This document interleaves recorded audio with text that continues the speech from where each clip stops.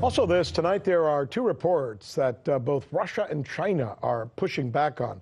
The stories appeared, one of them in the Wall Street Journal and the other one on Reuters. By the way, earlier in the day, we misreported that both reports were in the Wall Street Journal.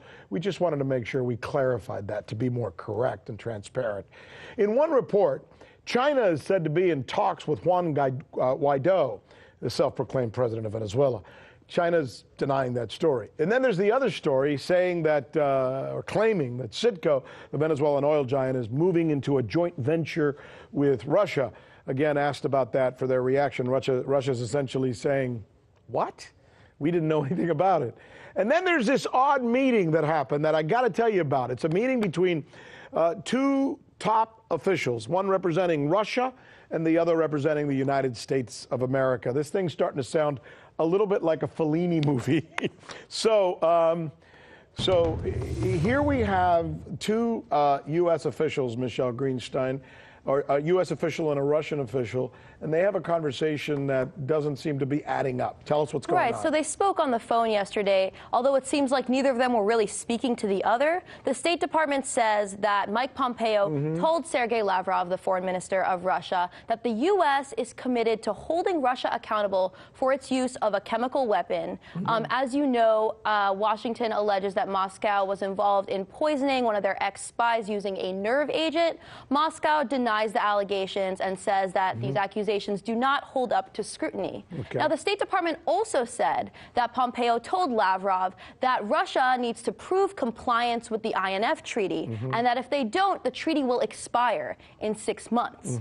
But what's interesting about this is that Lavrov said that the INF Treaty wasn't discussed at all. Didn't even come up. That's exactly what he said, that it didn't even come up during his conversation with Mike Pompeo. How can two people have a conversation and one of them says, we didn't even talk about that? Why are you saying that we talked about that? Somebody is not telling the truth. It would have to be that way, yes. We'll just leave it at that. Right. Okay. So the State Department also says that they discussed the situation in Venezuela and that they discussed what would be a peaceful transition to democracy for the country that would benefit both countries. But here's what's interesting about this. Let me show you what Lavrov has said in the past about Venezuela. We are concerned about what the U.S. and its closest allies are doing with respect to Venezuela, brazenly violating all imaginable norms of international law and actually openly pursuing the policy aimed at overthrowing its legitimate government. That's interesting that two people can have a conversation and we come away with two. It's like that. Remember that phone we used? The game we played as kids? Telephone. Telephone, yes. Right? Remember that? And in the end, nobody's listening to anybody. So someone who said what I just said wouldn't also be saying that we need to transfer Venezuela to democracy. That sounds like someone who thinks Venezuela already has a democracy. Let me show you. Speaking of Venezuela, let me show you something really interesting that happened today. Here's Eliott Abrams. He's been appointed by the State Department to deal with all things Venezuela. Today he spoke at a hearing, a House hearing in front of Congress, and this was after, protesters brought up some of his history backing U.S. coups in Latin America and some of his direct involvement in hundreds of thousands of deaths. Let me show you what he had to say. Here's another really, really interesting allegation that seemed to reach Eliott Abrams himself. They opened an account in Russia. That was the latest that I read. I moved the money into Russia too, because most Western banks, not just American banks, European banks, won't touch any of this. So they need to go look for things like a Russian bank that will deal with it. Wow. So he's saying, or inferring, I should say, that Venezuela is about to have CITGO do a JV, a joint venture with Russia. So he's saying that he's seen that happen, joint ventures with the Russian state-owned bank Gazprom. But for what it's worth, that bank said that no new accounts have been opened. That's what they said. So we're getting a lot of he said, she said. They say that several accounts exist. Venezuela has accounts with the bank, but these were opened several years ago, and they've been open for a while now. By the way, I have to ask you, because everybody just saw that here on our screen.